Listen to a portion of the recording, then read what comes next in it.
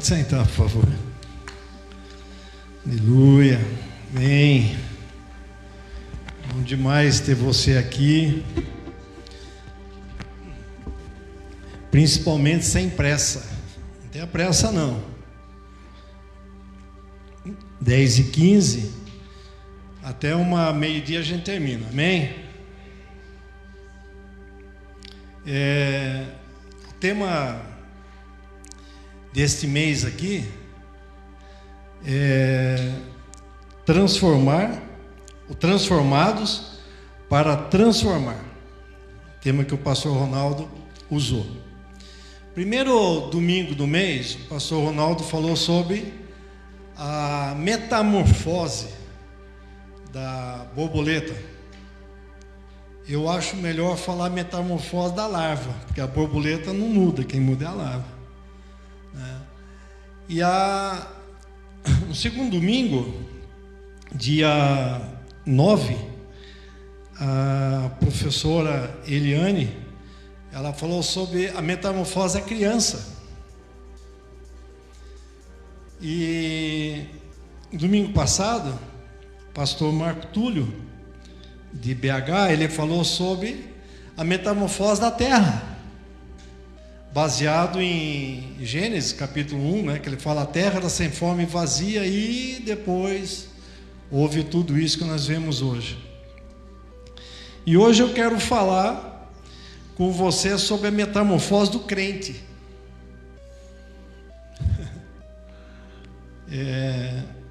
Mas baseado na palavra que o pastor Ronaldo trouxe, da metamorfose da borboleta. Metamorfose, no grego, significa mudança. Esta mudança na forma e na estrutura do corpo, tecidos e órgãos. Quando se trata do homem, é da mente. A mudança de mente, como está lá em Romanos capítulo 12, versículo 1. É interessante que quando o pastor Ronaldo estava falando, você vê que a metamorfose da larva, ela ocorre no secreto. Ninguém daqui sabe o que acontece dentro do casulo, né? É algo que acontece somente entre a larva e o Criador.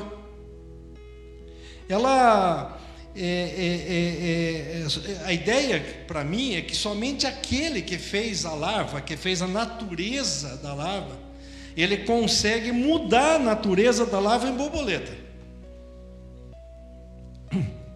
Eu quero dizer para você, e é uma coisa assim natural, que a borboleta é o resultado é o resultado visível da transformação da larva que ocorre dentro do casulo.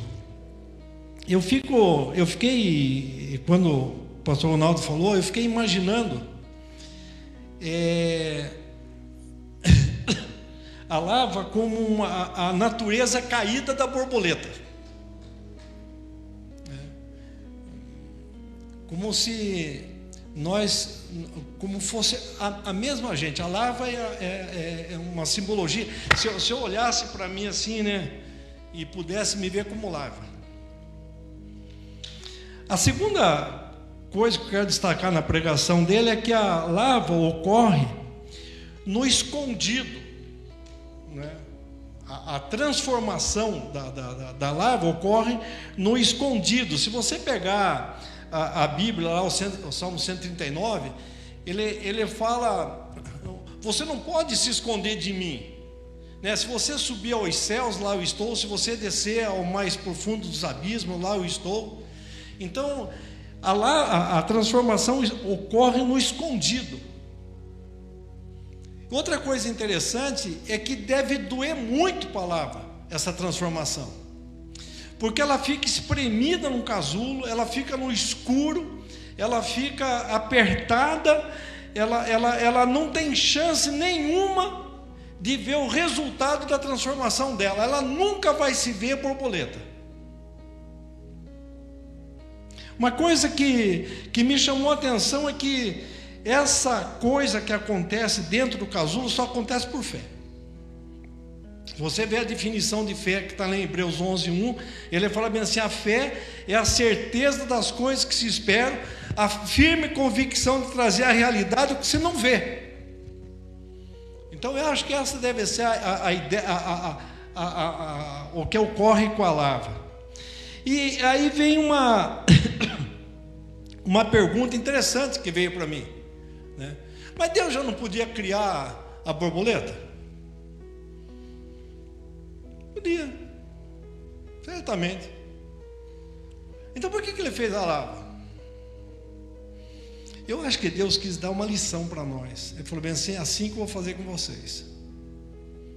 Vocês vão ser transformados. Agora, se você imaginar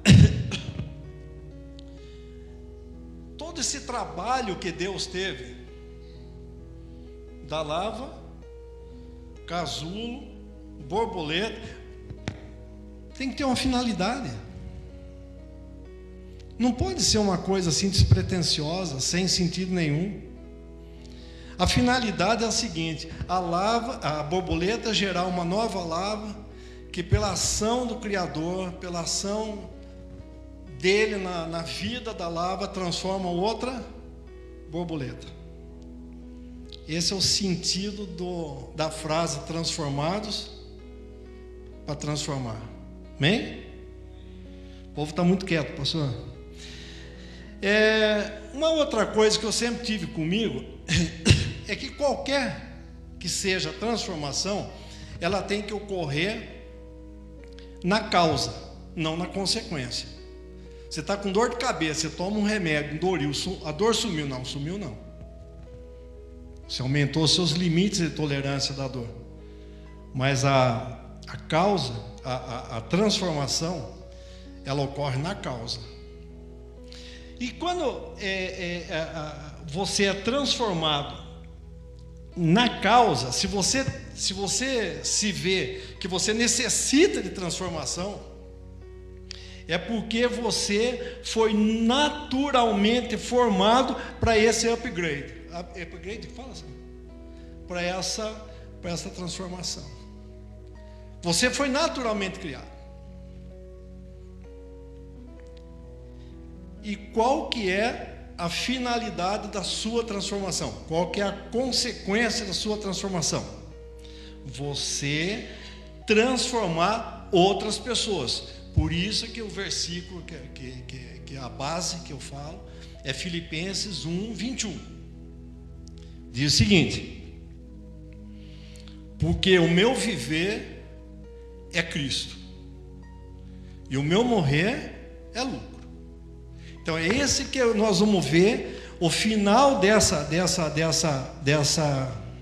ministração. Mas para ilustrar essa ministração, eu quero contar uma historinha. É muito bom você contar uma história que ilustra. Diz um rei. Ele tinha 2 filhos. Ele já estava velhinho. Ele precisava fazer a sucessão dele. Então ele vira para os 2 filhos dele e fala: vem cá, senta aí. Saiam para o reino, vão atrás das coisas mais extraordinárias que vocês puderem trazer aqui para mim. Aquele que trouxer a coisa mais extraordinária é o rei. Será o rei. E os 2 saíram. Um deles arrumou um gato que servia. Ele pegava, primeiro que ele ia lá com a linguinha dele, ele sabia qual era o melhor vinho. E ele tinha um sisteminha de pegar na patinha dele assim, com uma bandejinha, e servir o vinho.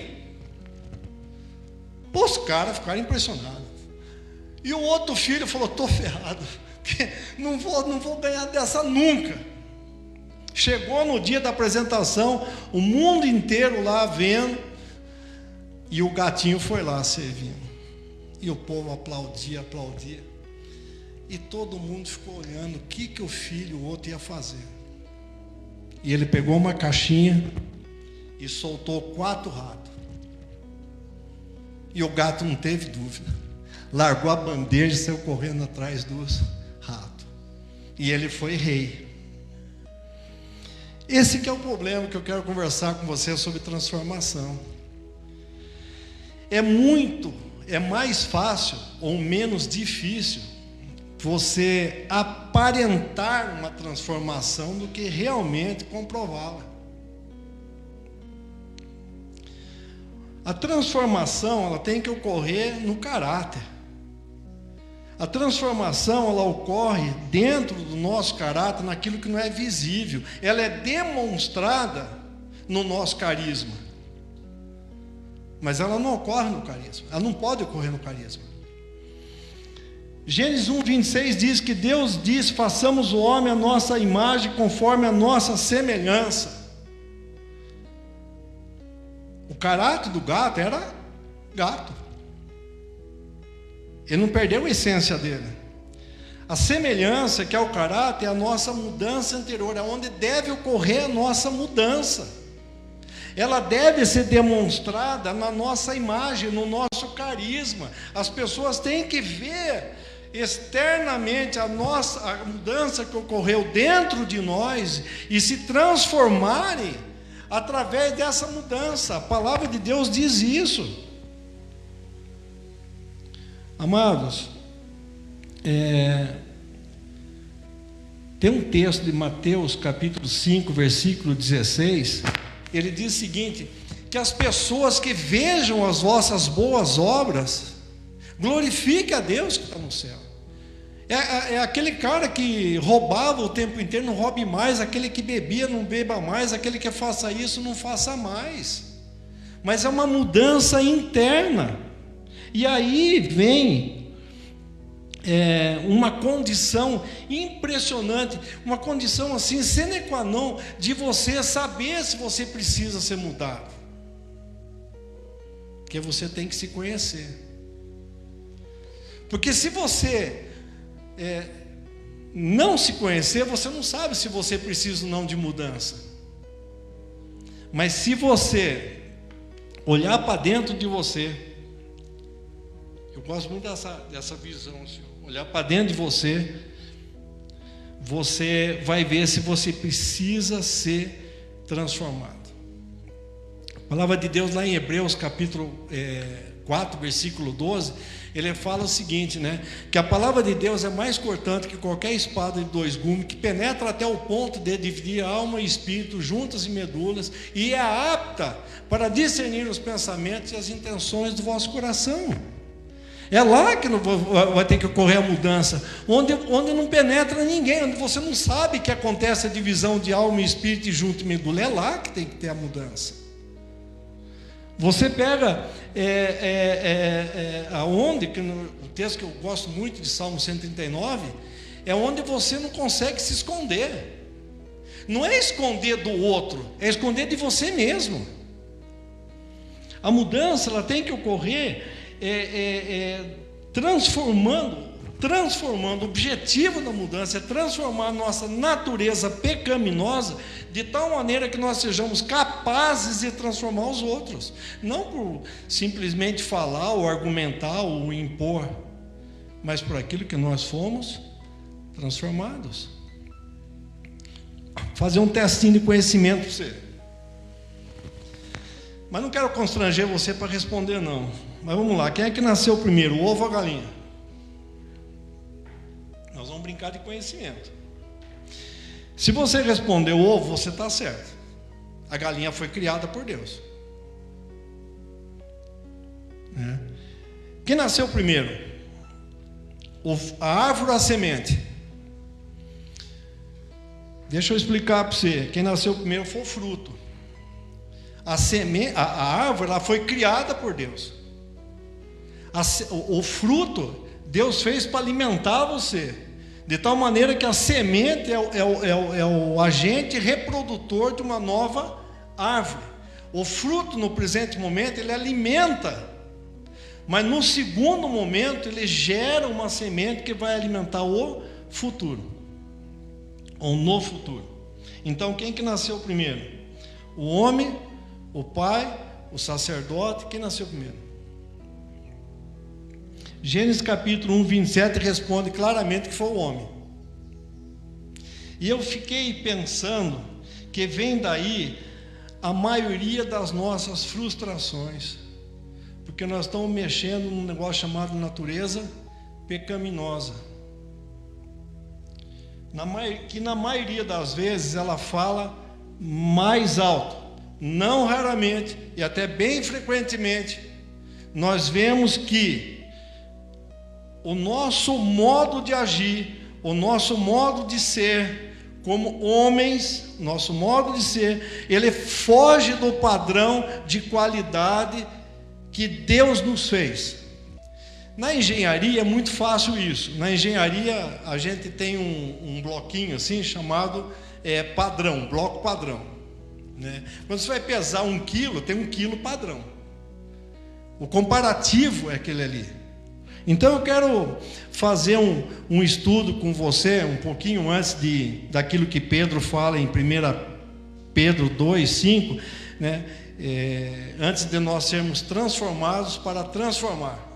Eu quero falar um pouquinho sobre Efésios capítulo 5:18 ao 6:18, que para mim é o padrão de qualidade de Deus. Esse é o padrão de qualidade para o ser humano. Então ele começa lá no 5, não precisa você abrir a sua Bíblia, só guarda o texto, lá no Efésios 5:18 a 5:21, ele fala do relacionamento do homem com Deus, como é que tem que ser. E ali ele fala o seguinte, que você deve demonstrar Deus nas suas atitudes, nas suas palavras, no seu relacionamento. Você fala com as pessoas, com hino, com cantos espirituais, com um monte de coisa. Ele fala o seguinte, que o seu viver é Cristo, dando sempre graça a Deus em tudo. Amém? Está todo mundo aqui? Todo mundo aqui? E como é que nós agimos? Vamos lá? Nós até mesmo ousamos criar Deus. Nós até mesmo ousamos mudar a situação de criatura para criador. Nós criamos deuses, imagens, a nossa imagem conforme a nossa semelhança. Nós invertemos Gênesis. Eu não estou falando só de imagem de barro, de pedra, de escultura, de madeira. Eu estou falando de ídolos. Eu estou falando de influencers, que fala em inglês, de influencers, chique. Eu não estou falando desses caras, não.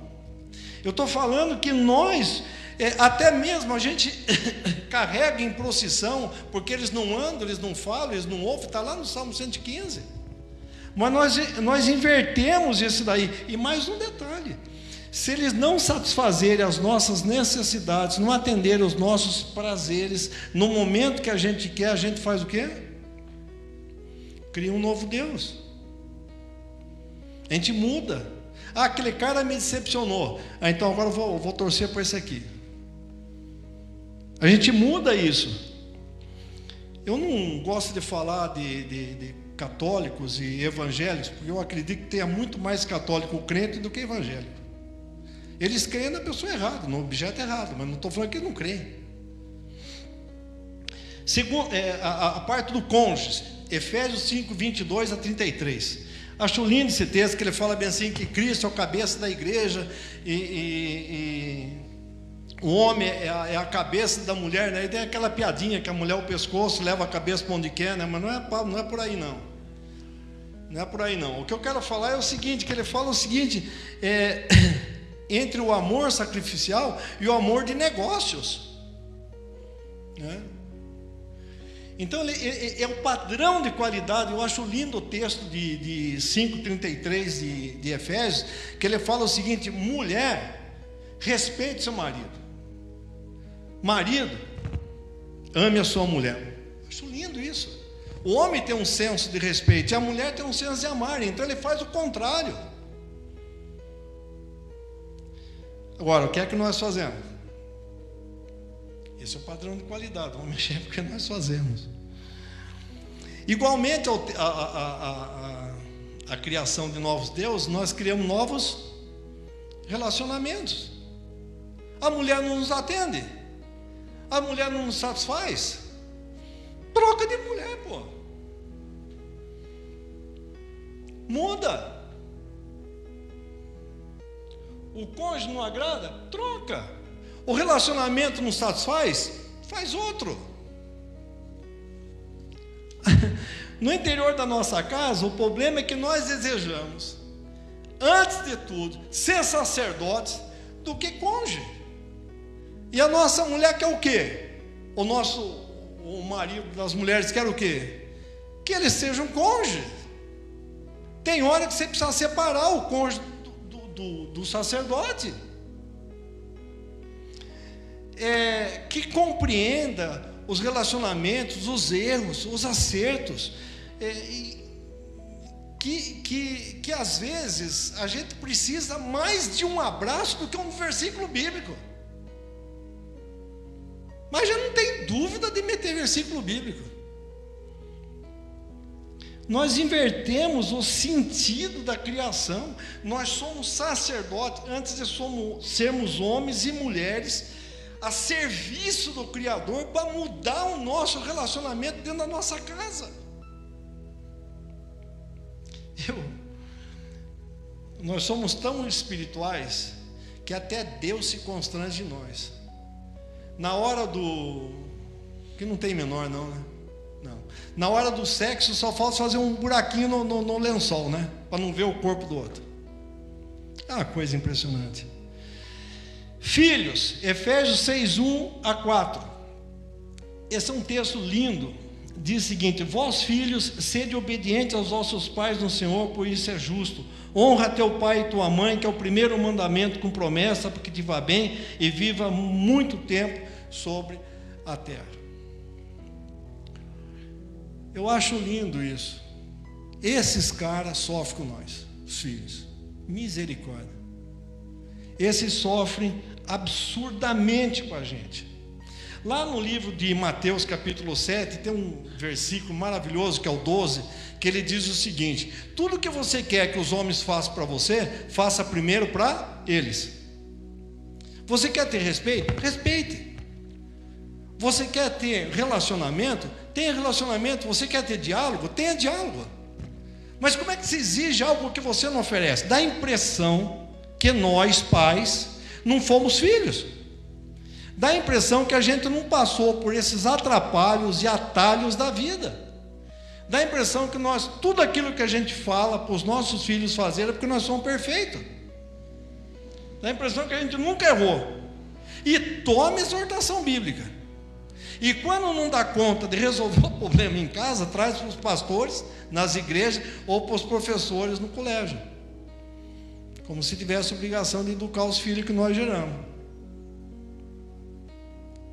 No trabalho, Efésios capítulo 6, do 5-9. Essa é fácil. Basta você ler, meditar e praticar. De novo, ler, meditar e praticar. Efésios capítulo 6, do 4-9. Eu acho isso interessantíssimo.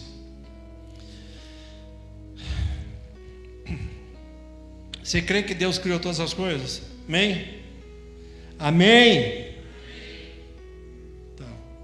Então Ele criou o crente ou não crente. Então, se você tem um funcionário, um empregado, um patrão que não seja crente, foi Deus que fez. Por isso esse texto fala bem assim: há um só Senhor, sobre servos e sobre senhores. O que é que nós fazemos? Nós lemos, até mesmo meditamos, mas dificilmente nós praticamos esse texto. Nós dizemos o que não somos e praticamos o que realmente somos. Porque nesse vai e vem, nós tiramos as nossas máscaras. E aí a gente se revela como realmente é. Isso vale para o relacionamento com amigos.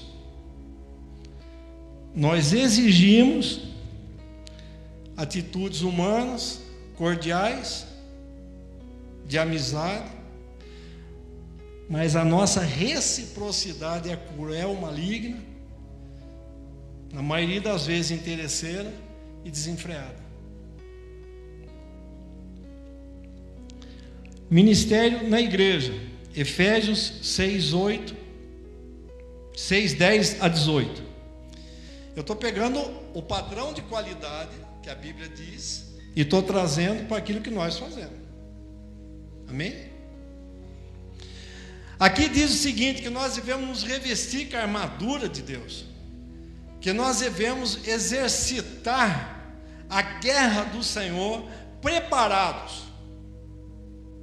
Nós devemos considerar os outros superiores a nós. Nós devemos ser, não o general que fica lá, nós devemos ser o soldado, por isso que nós temos que pôr armadura, aquele que está na linha de frente do negócio. O modelo atual das nossas igrejas, né, está na contramão da igreja idealizada por Cristo e executada pelos apóstolos. Se você ler o livro de Atos dos Apóstolos e as cartas do Novo Testamento, você vai ver que está tudo lá, não precisa inventar nada. Nada. Atualmente os nossos pastores, bispos, apóstolos, vice-deus, embaixadores de Cristo, têm esses títulos mais como função hierárquica do que propriamente do que está escrito na Bíblia. Eu fico estarrecido de uma pessoa tomar uma posição por hierarquia. Eu conheço igrejas que há uma verdadeira guerra por cargos, mas não no sentido de servir, mas no sentido de ser servido pelos bens, pelas coisas, pelas reciprocidades, Se a gente parar para ler Ezequiel 34 e parar para ler João capítulo 10, Ezequiel 34 ele fala do mau pastor. E se você pegar João capítulo 10, que fala do bom pastor, você fica assustado. Mas Jesus já disse isso para nós, né? Se você pegar lá o texto de Mateus capítulo 7, 15, 21 e 23, ele fala bem assim: afastai-vos de mim, raça de vil. Peraí, mas no teu nome nós expulsamos, no teu nome nós curamos, no teu nome nós fizemos isso. Afastai-vos de mim, não vos conheço. Por que vocês fizeram isso? Qual a intenção do vosso coração? Você veja bem, né? Que agora eu vou começar a pregar. Ai, Jesus, tudo isso aí eu falei só para introdução. Amém? Vocês aguentam aí mais umas 2 horas, não? Bom demais. Crente ou cristão? O que sou? O que desejo ser? Crente, ele pode ser substantivo ou adjetivo. O que é crente? O que acredita, que crê.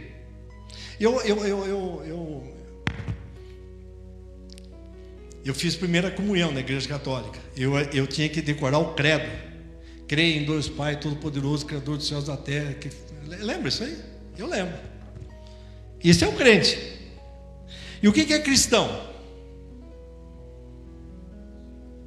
Cristão, biblicamente, originalmente, o significado da palavra cristão no grego é pequenos cristos, dando o sentido de que o cristão deve ser uma cópia submissa de Cristo.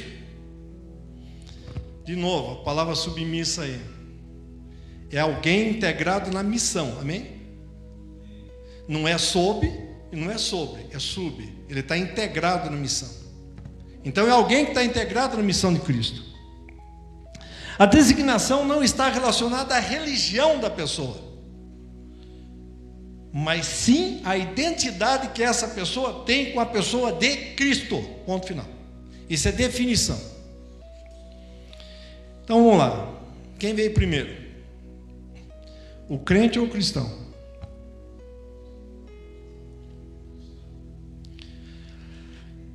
O crente. Porque crente nós somos sempre. Crente é uma condição básica da nossa conversão. Aquelas pessoas que nasceram num lar cristão, se eles não crerem em Cristo, eles não são crentes. Não são crentes. Você tem que crer. Outra coisa interessante que, se a pessoa crê nas coisas do mundo, definidas pelos 5 sentidos naturais, olfato, tato, paladar, visão e audição, se ela crê nessas coisas definidas pelos 5 sentidos naturais, ele é crente. Só que ele crê numa realidade e não na verdade. A palavra de Deus diz que, João 14,6 diz que Jesus Cristo falava assim: eu sou a verdade, não existe outra verdade. O que existe são realidades definidas pelos nossos 5 sentidos naturais, e nós cremos nelas. E o que é um cristão? É o crente que morre e ressuscita com Cristo. Está lá em Romanos capítulo 6, para uma nova vida. Quando? A partir de agora. Aquele que cristão é aquele que reflete o Cristo, que põe de dentro para fora, que exprime no seu carisma, na sua imagem, os 5 sentidos espirituais.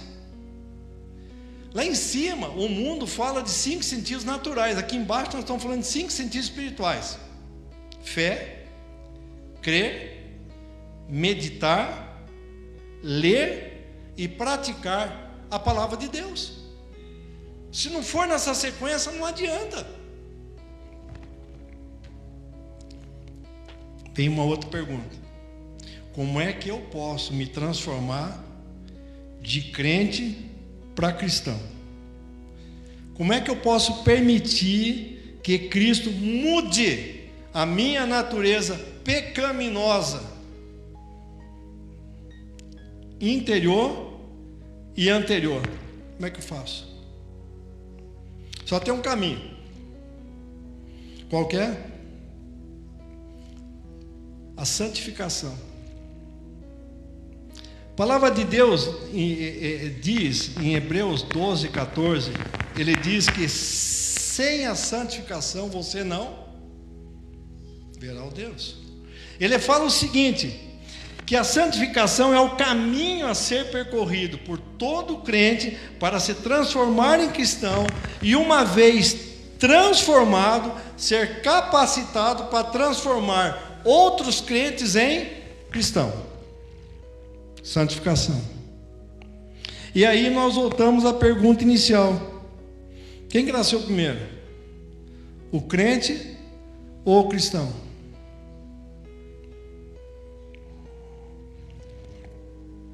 Ou qual nós desejaríamos que tivesse nascido primeiro? Eu fico imaginando que nós gostaríamos de ter nascido já transformado, não é? Pelo menos é mais fácil, a dor é menor. Mas a Bíblia, ela é bem clara. Ela fala bem assim, que existe 2 portas, 2 caminhos, 2 multidões, 2 atitudes e 2 consequências. Está lá em Mateus 7, 13 a 14. Entrem pela porta estreita, pois larga é a porta e amplo o caminho que leva à perdição. Consequência. E são muitos os que entram por ela. Como é estreita e a porta e apertado o caminho que leva à vida. Consequência.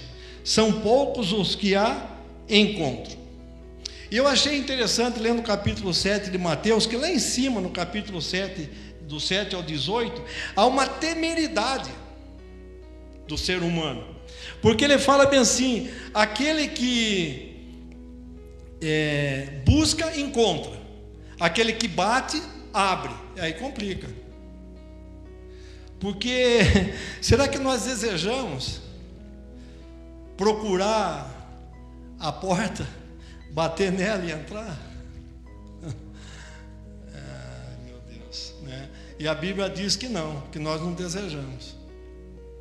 O texto lido, ele diz o seguinte, que a maioria de nós crê na orientação do mundo. A maioria de nós prefere entrar pela porta larga e andar pelo amplo caminho. e que são poucos os que procuram a porta estreita, porque nós sabemos que depois dela abrir, nós entrarmos, tem um caminho apertado. Isso é o que determina a nossa transformação, a nossa mudança de comportamento, a mudança de transformar dos crentes para cristão, para nós podermos transformar outros crentes em cristão. É essa opção de buscar a porta estreita. Quero concluir. Veja bem que daqui umas 2 horas eu termino. Teste de conhecimento. Quem nasceu primeiro? Amém? Está todo mundo aqui ainda? Quem nasceu primeiro? Quem Deus criou? A larva ou a borboleta?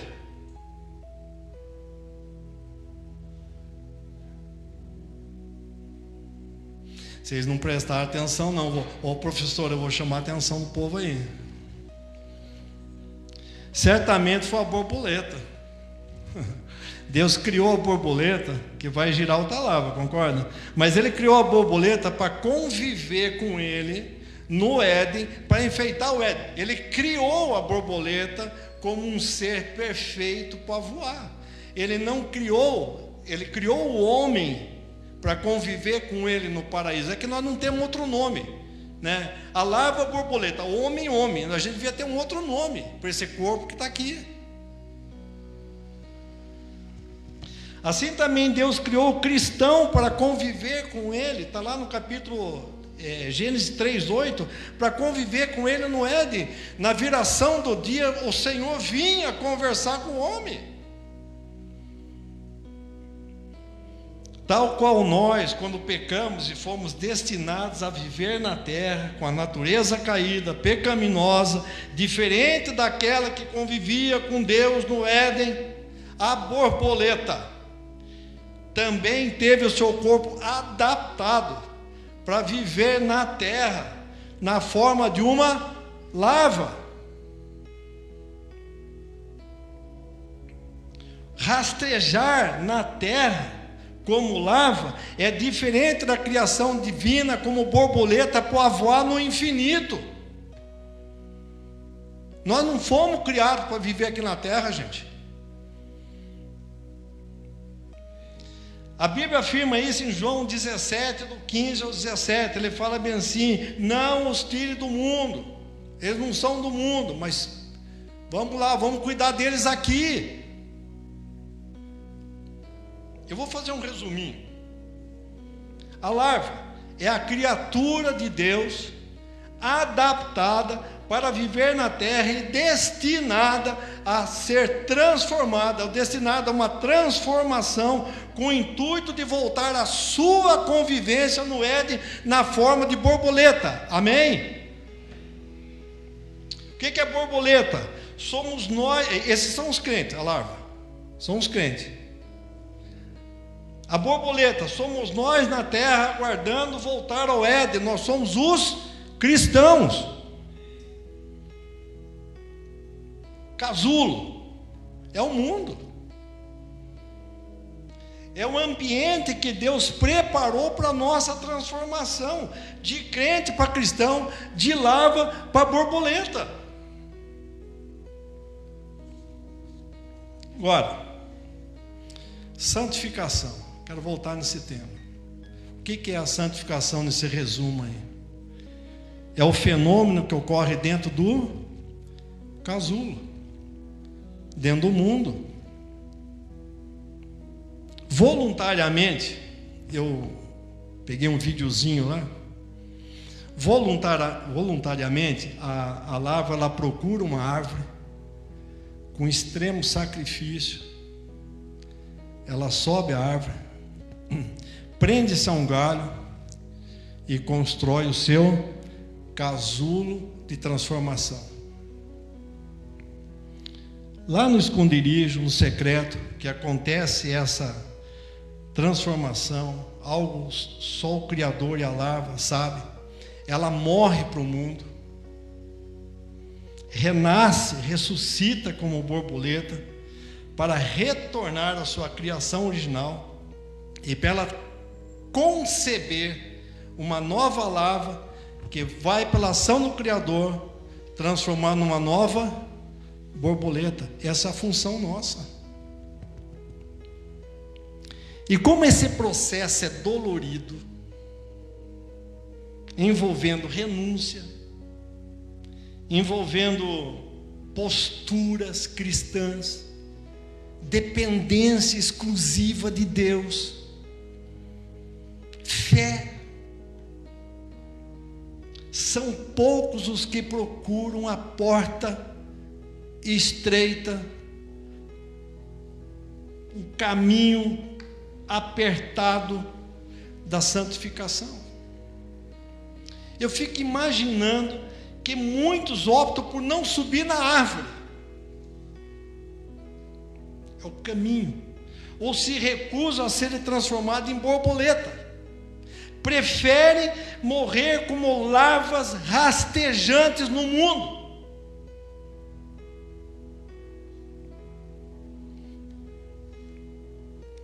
Tem uma coisa difícil aí, muito difícil, que é o tempo da santificação.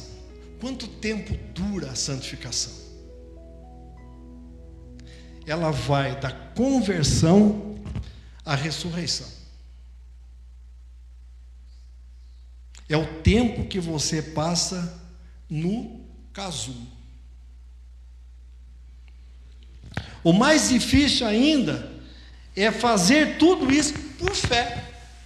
Isso é o terrível, é o mais difícil. A larva, ela nunca vai se ver voando como borboleta, ela terá de morrer. Nenhum de nós vai se ver voltando ao lar.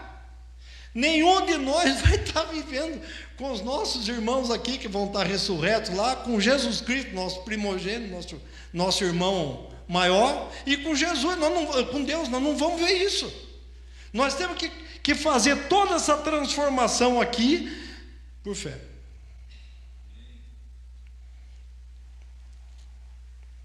Quero finalizar com o texto que eu já li, Filipenses 1:21. Porque para mim o viver é Cristo e o morrer é lucro. O viver é Cristo, ele significa, você foi feito transformado para você transformar. Esse é o resumo. O meu viver é Cristo. Você foi transformado para transformar. Lava vivendo no mundo como borboleta, porque o corpo glorificado, a borboleta que nós seremos, corpo glorificado, só lá na glória. Não vai ser aqui não, está lá em 1 Coríntios 15. O lucro, que ele diz aqui, o apóstolo Paulo, está no morrer lava e ressuscitar borboleta. Eu achei muito bonito a palavra metamorfose. O meio da palavra é amor. Metamorfose. Só aquele que é amor, só aquele que gera amor, ele concede uma nova vida. Palavra que morreu e virou em borboleta. Amém? Não cansei muito vocês não, né?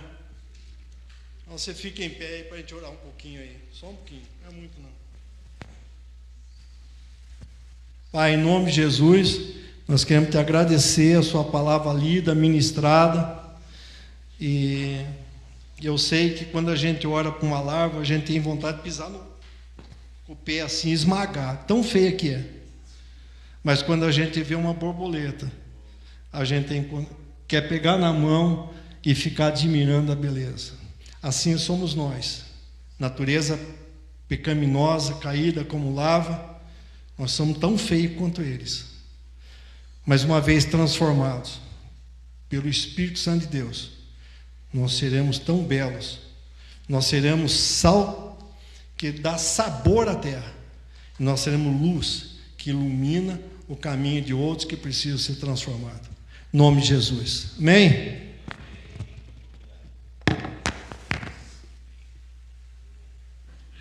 Amém.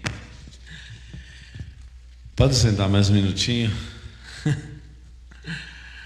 Deixa eu perguntar aqui, quem nasceu primeiro?